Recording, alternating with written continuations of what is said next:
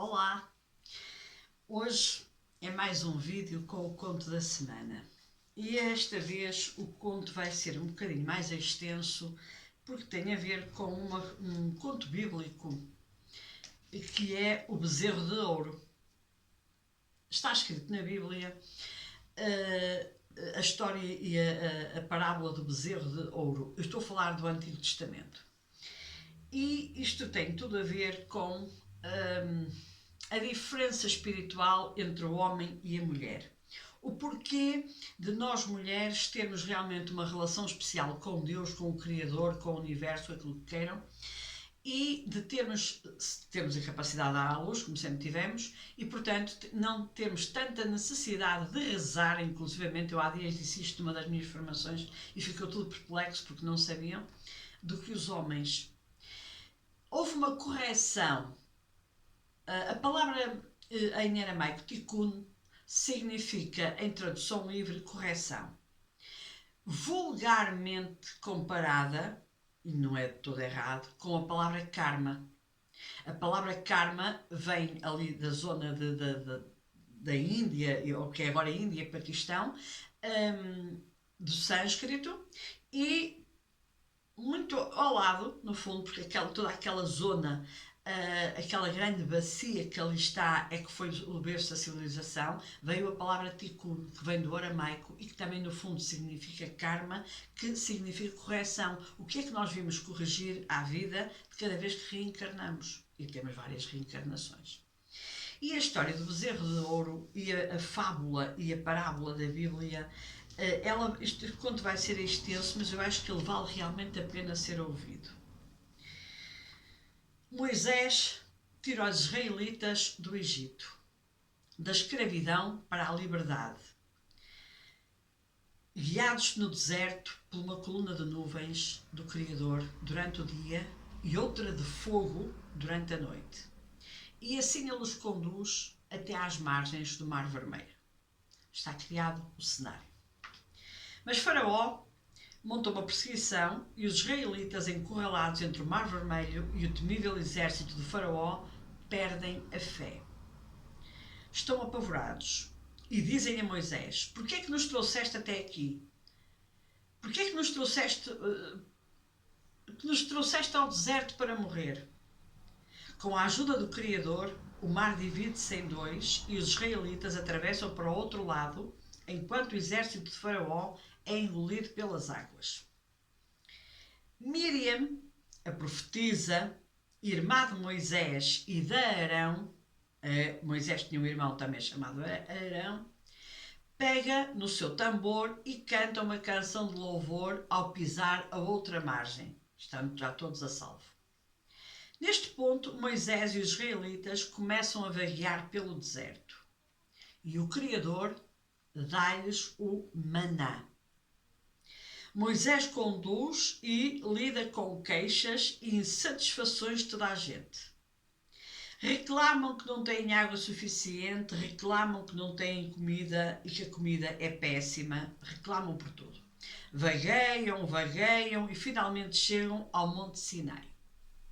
E o que é que acontece a Moisés quando lá chegam? Ele desaparece. Moisés anunciou que tinha de se afastar, precisava de meditar, por 40 dias, e onde ele fica em meditação a comunicar-se com Deus no dito cujo Monte Sinai. Recebendo assim os famosos 10 mandamentos, que mais não são do que 10 leis sagradas. Mas o povo não sabe onde ele está e, perante aquilo que vê, os dias vão-se passando, Moisés não aparece e acham que ele desapareceu de vez. Mais uma vez começam as queixas, a impaciência e a revolta. Não temos ideia do que aconteceu a Moisés, dizem eles. Talvez ele nunca mais volte, talvez ele tenha fugido. Os homens reúnem-se em torno de Arão, irmão de Moisés, e exigem: faz-nos um oráculo, faz-nos um Deus para nos conduzir. Naquela época da história, a idolatria ainda era uma constante, e é essa mesma idolatria que está a ser perdida neste momento. Já lá vamos. Assim, na ausência de Moisés, a nação de Israel exigiu do irmão dele que criasse algum tipo de estátua para rezarem para ela, para essa estátua. Tinham perdido a fé no Criador. E Arão cede a esta pressão e diz aos homens: tirem os brincos de ouro das orelhas das vossas mulheres, dos vossos filhos e das vossas filhas. Tudo será derretido para formar um bezerro de ouro. Reparem que Arão mandou os homens irem junto das suas esposas e tirar todo o ouro que elas tivessem. E porquê é que ele precisou de fazer isto? Porquê é que as mulheres não ofereceram espontaneamente os brincos e o ouro que tinham para a formação desse bezerro de ouro? Diz-nos o Zoar, o livro sagrado e o livro também de descodificação do Antigo Testamento, que neste ponto as mulheres recusaram-se completamente a participar, deixem-me usar a expressão, na fantochada do bezerro de ouro. Elas perguntavam, mas qual é a pressa? Moisés vai voltar. Acreditem. Acreditem. As mulheres nem sequer participaram da reunião com o Arão. Elas recusaram-se terminantemente a fazer parte da teoria da conspiração dos homens. Mas os homens, amedrontados, foram até às mulheres e realmente tiraram-lhes o ouro todo que podiam para construir o bezerro de ouro. Os sábios da Cabalá dizem que as mulheres participaram contra a sua vontade. Elas não concordaram em tornar-se o receptor para nada senão para a luz do Criador.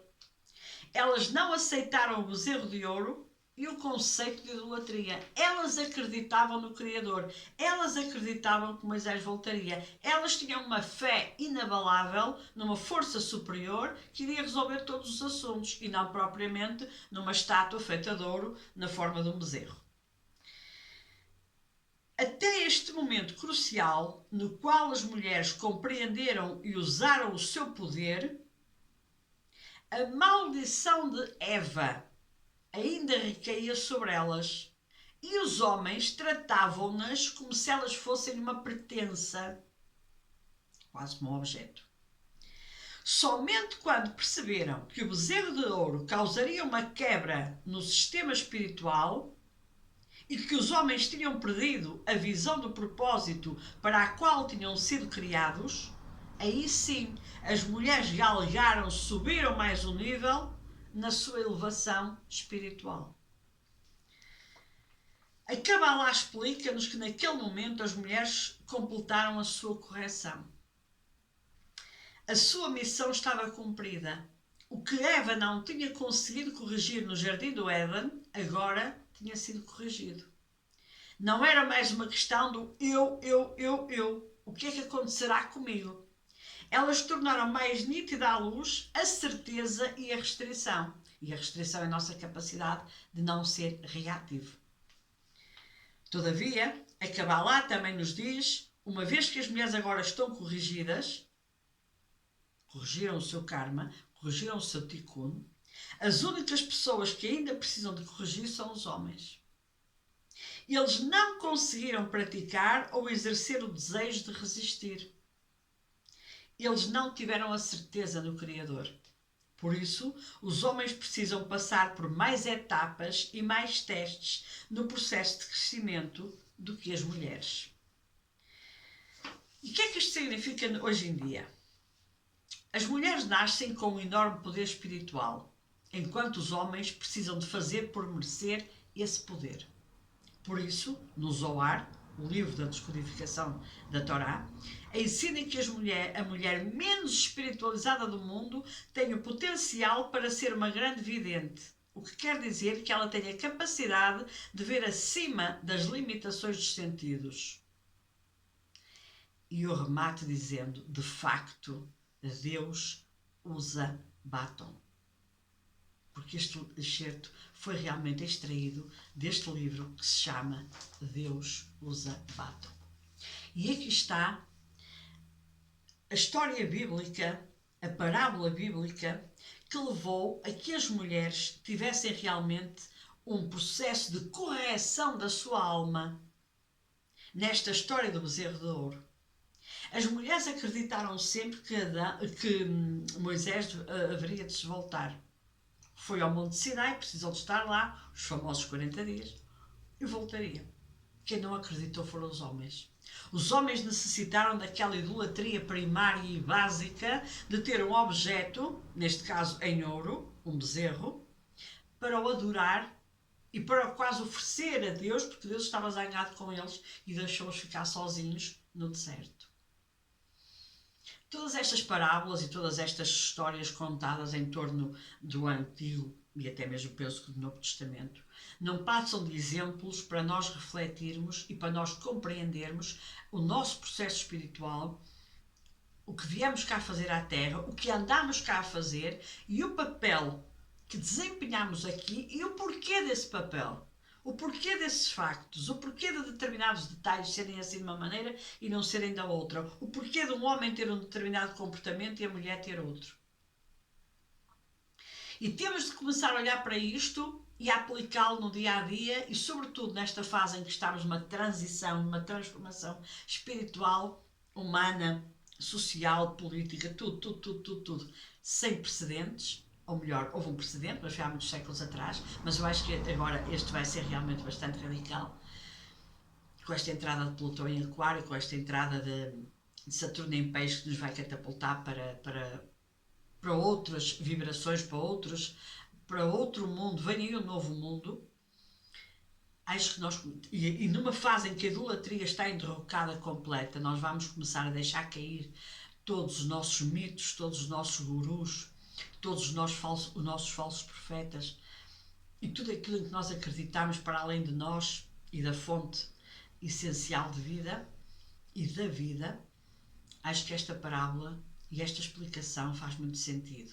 Temos de começar a pensar por nós, a acreditar em nós, a acreditar no Um como uma grande força criadora, mas sentir-nos parte dele e não afastadas dele. Hoje o conto foi demasiado extenso, mas em toda esta fase de transição eu acho que vale a pena refletirmos sobre isto. Um grande abraço de luz e até à próxima partilha.